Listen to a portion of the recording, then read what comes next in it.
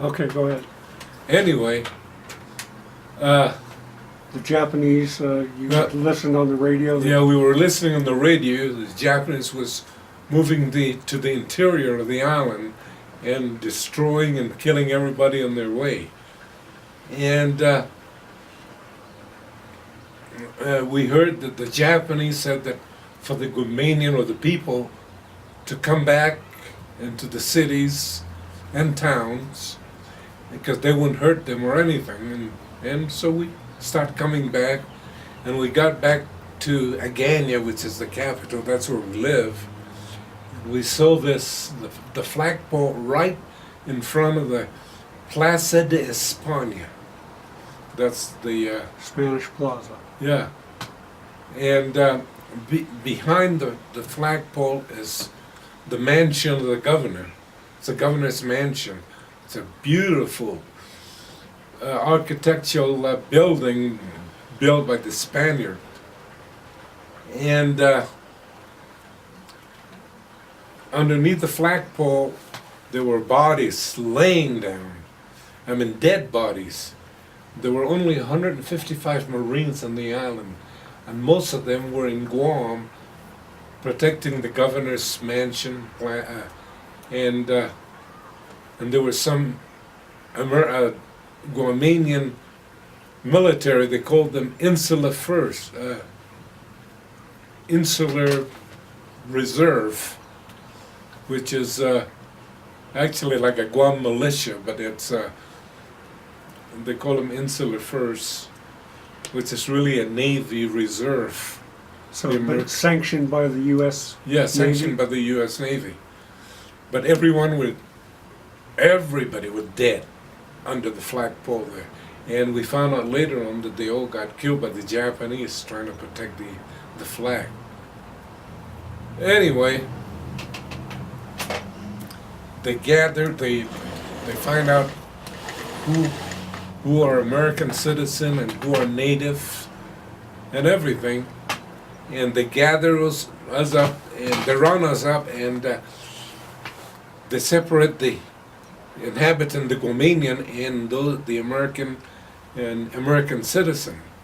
And since my daddy was a naval retiree and we were American citizen, they bunched us in with the white Navy people and white civilians and all that.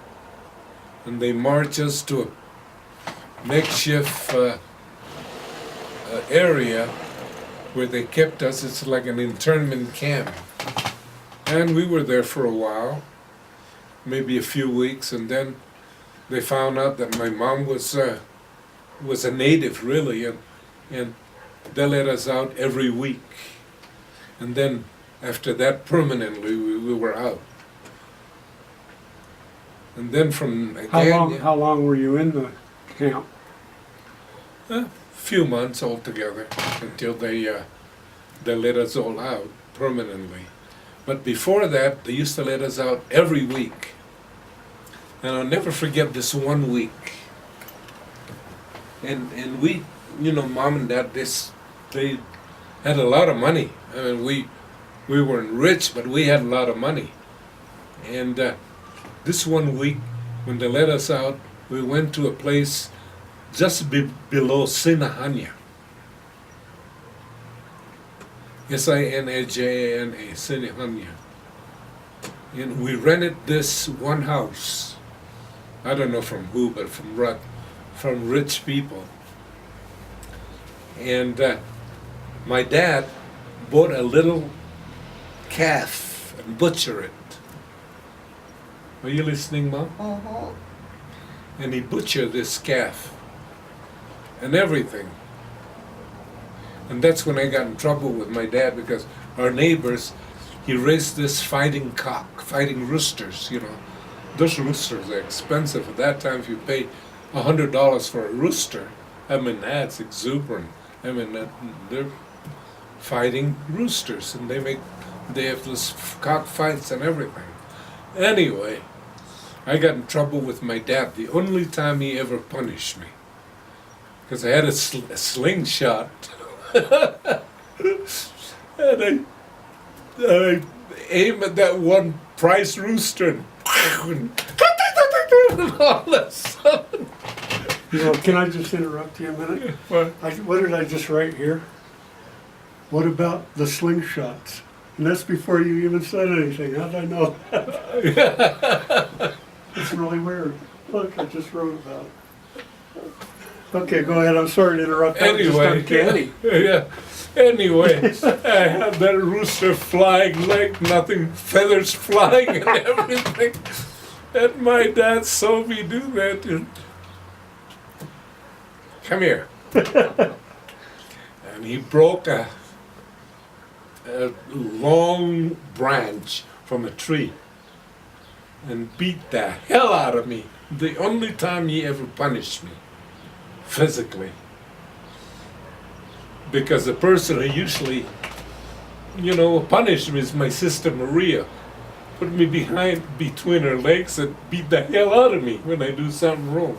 Jesse, very seldom physically, really maybe spanked my butt, but then he babied me. And when I'm crying, he babied me. Took me in his arm and babied me. And I was spoiled, rotten. Anyway, and that was the only time my dad ever beat me. Anyway. Did the chicken survive? Huh? Did the chicken survive? Oh yeah.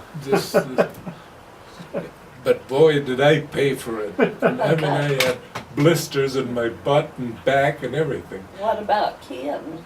How- Joaquin is just, I don't know, he doesn't seem like he's around anywhere. He's so quiet and just did his thing, like do some errands and work around the house and all that. Anyway, coming back to that little calf that my dad bought. He butchered that, or I don't know what you call it, you butcher it or whatever. He skinned it and everything, and for us to eat, just for the, well, we're renting that house. And the word went out that DeTorres bought a little calf and butchered it, and all that stuff, and the detachment of Japanese that's about a mile away, they had camped there and all that stuff, heard about it. And the Taicho is the commander of the Japanese detachment, or whatever you want to call it, heard about it, and he and his, a dozen soldiers came to our house, and confronted my dad and says, you bought a livestock, a calf, and you did not get permission from us. My dad says, what do you mean then? We don't know we're supposed to get permission to buy a cow and butcher it and everything. Says, well, then you didn't get the word. Anytime you buy anything, you have to get permission from the commander of the troops here in this area.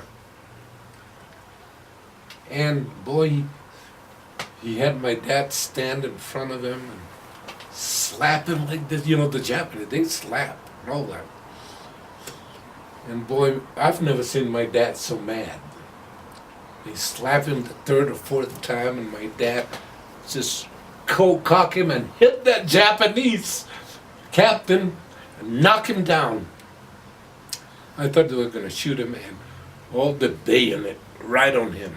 And the Japanese surround him with a bayonet. And they were going to kill him. They were going to put him in the firing squad and everything. And my dad says, hey, you do not do that. I mean, you just don't do that to people. You just don't beat them up for no reason at all. And all that. So anyway, for some reason, the battery's getting low, so we may have to stop. for some reason or another, he took himself out of being killed. But he was put on probation. Anytime he'll, by that Taicho, anything that he ever, or he was going to do, he has to get permission. And anyway, Joaquin and Jesse was recruited to be in this like a labor camp, to build runway for airplanes and everything by hand.